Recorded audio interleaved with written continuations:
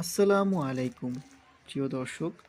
আমরা এখন রয়েছি বাংলাদেশের দক্ষিণ পশ্চিম অঞ্চলের একটি জেলা, নাম কুমিল্লা।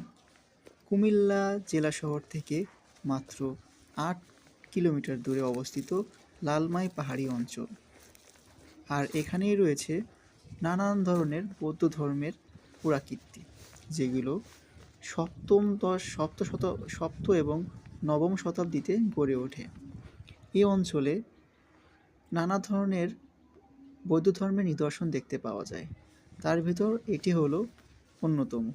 এর নাম কটিলা মুড়া।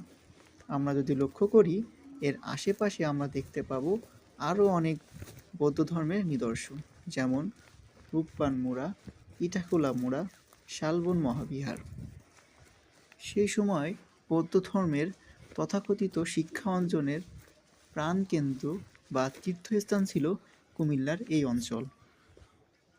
১৯৬০-এর দশকে এখানে খনন কার্য পরিচালনা করা হয় এবং এখানে পাওয়া যায় সুবিন্যস্ত অনেকগুলো কক্ষ, যেগুলো ছিল শিক্ষা এবং বৌদ্ধ সন্ন্যাসীদের ধ্যান করার একটি আদর্শ স্থান।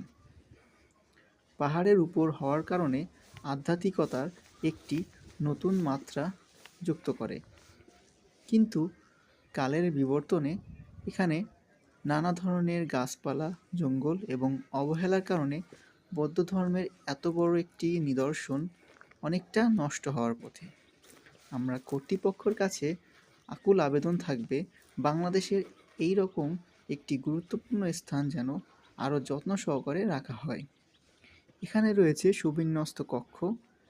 এখানে খননকারের পরে পাওয়া গিয়েছিল বৌদ্ধ ধর্মের অনেক নিদর্শন: তাম্রলিপি, তামার মুদ্রা, শিলালিপি এবং শয়নকক্ষ, পাঠশালা এবং বৌদ্ধ ধর্মগুরুদের লাশ রাখার জন্য একটি স্থান।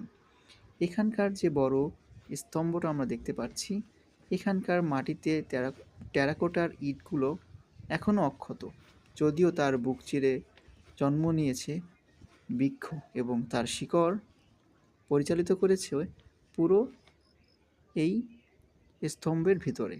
তারপরেও মাথা উঁচু করে কালের সাক্ষী হয়ে এই লালমাই পাহাড়ের উপরে টিকে রয়েছে আমাদের বৌদ্ধ ধর্মের এই অপরূপ নিদর্শন, যা আসলেই চোখ ফিরিয়ে রাখা দায়, যার প্রতিটা পরতে পরতে রয়েছে ইতিহাস এবং সমৃদ্ধের গল্প।